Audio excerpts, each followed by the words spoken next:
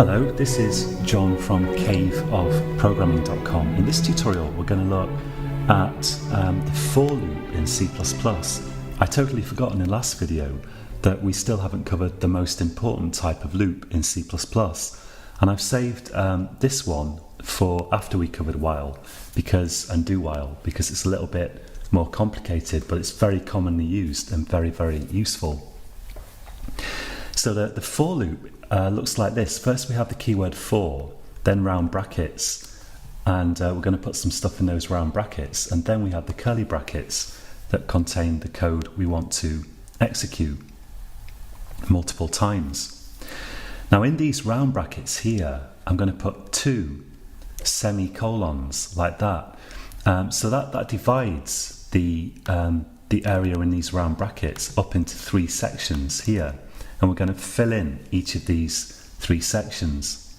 Now this in itself is a legal for loop, so let's see that working. This should be an infinite loop.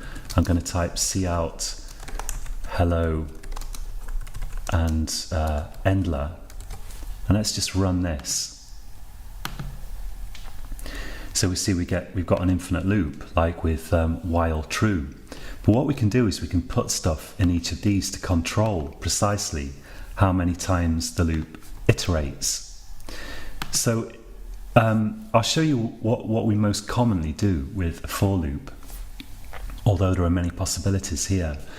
So in this section here, in the first section, we're going to declare a variable that we're going to use as a loop counter. I'm going to say int I equals 0. So I've set it to 0 to start with.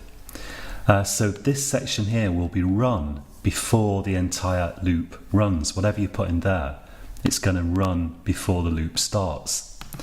In this second section here, we put a condition which the loop will execute as long as the condition in the second section is true.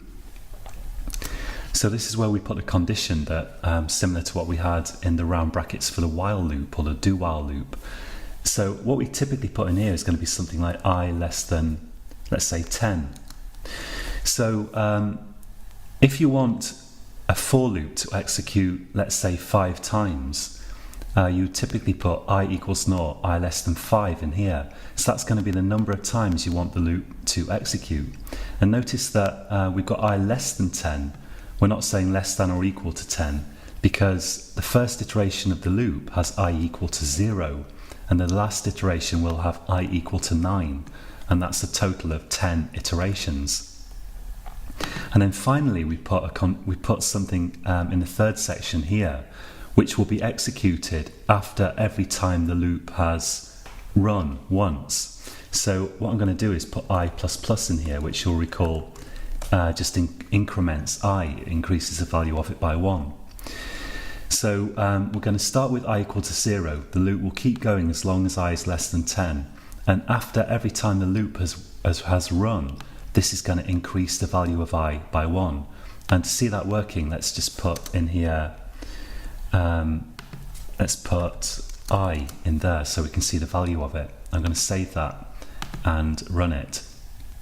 And here we can see that we've got 10 iterations of the loop from 0 to 9. So you can miss out any of these sections, or as we've seen, all of them, and you don't have to follow this kind of stuff. You don't have to put this kind of stuff in there.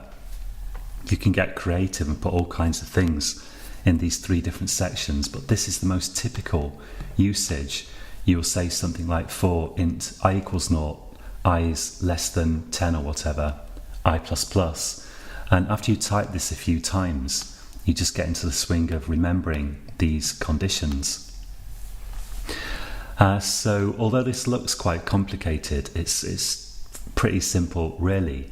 And to practice this, I would advise that you certainly go away and type out a for loop and try to get to the point where you can type this whole thing without referring back to this code. So try to get to the point where you can remember this and create loops that iterate a precise number of times that you've decided on, and experiment with it a bit as well. See what happens if you miss out the different sections. Notice that I is Usually, if we declare a variable like I within curly brackets, it's available within those curly brackets.